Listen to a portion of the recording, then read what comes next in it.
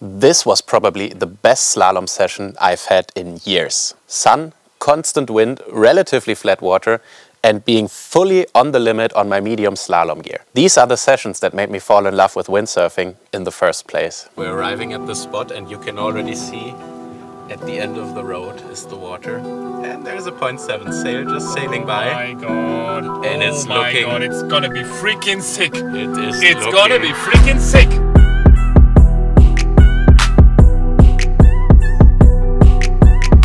I actually had a mission on this windsurfing session, and that was to compare the 107 slalom board with the 117 slalom board. Because at first look, these boards seem pretty similar. The one is 70 wide, the other one is 72.5 wide. And only 10 liters difference in volume, but the two boards are actually pretty different because the 117 is a more classic slalom board with a double concave going into a V in the back. And this is pretty much what you can find on most other brands as well. But the 107 is a completely different board, so I was really curious to compare also the speed of the two boards.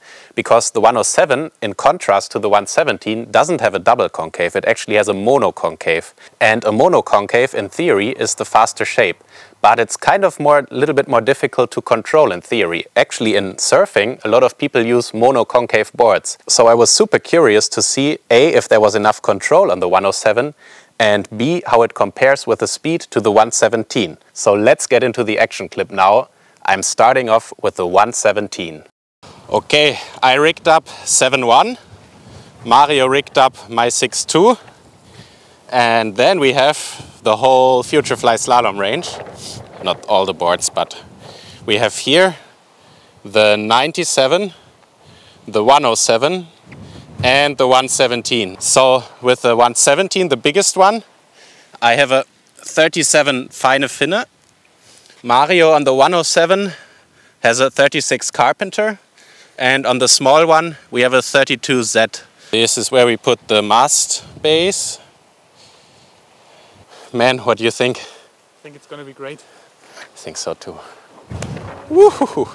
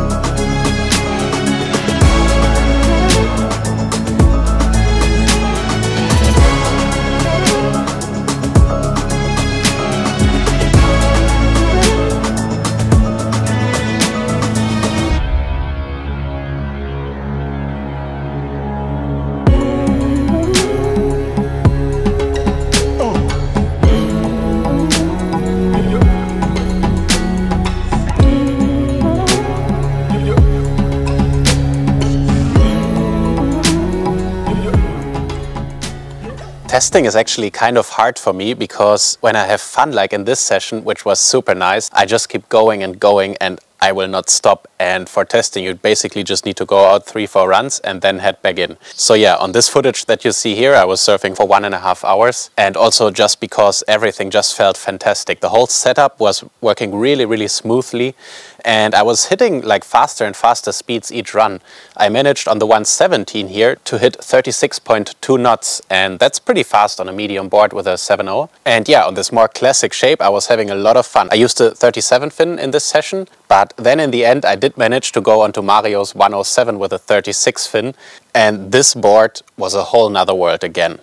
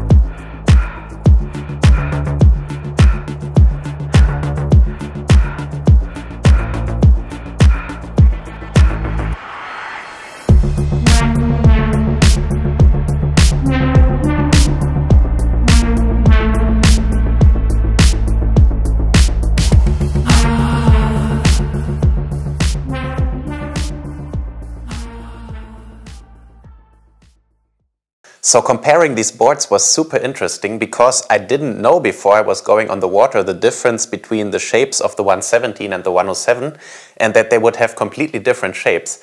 Actually, I called Anon before testing on this session and he told me to just go on the water and tell him what I feel so that I would not be biased by him telling me beforehand what kind of the differences are so that I could give him like my unbiased feedback about the boards.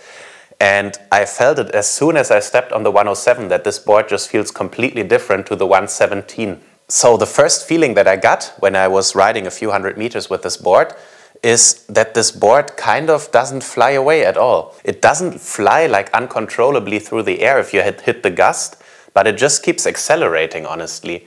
And this was a super weird feeling because on the one hand, it didn't feel like the board was lifting like a ton, but at the same time, the board was becoming super fast.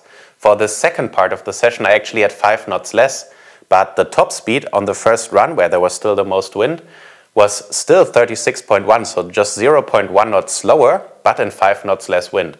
So that was super interesting. So the board for sure is the faster one of the two, but just the feeling difference between the two boards is super interesting. And then after the session, Anon told me that this 107 has a mono-concave shape, whereas the other one has kind of a more classic double concave shape.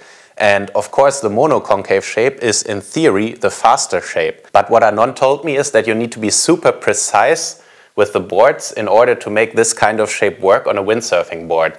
Because the problem that you oftentimes get is that the boards get hard to control. And I didn't have this feeling at all, honestly.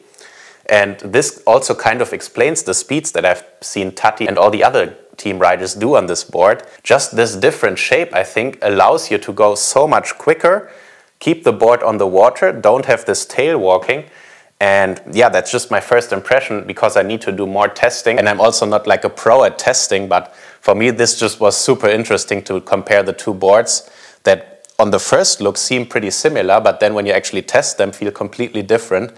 And yeah, I think I also want a 107 now is the problem, so this is probably an expensive testing session for me. But yeah, guys, this was really one of the better slalom days I've had in years because the wind was just perfect for 7-1 and the medium board.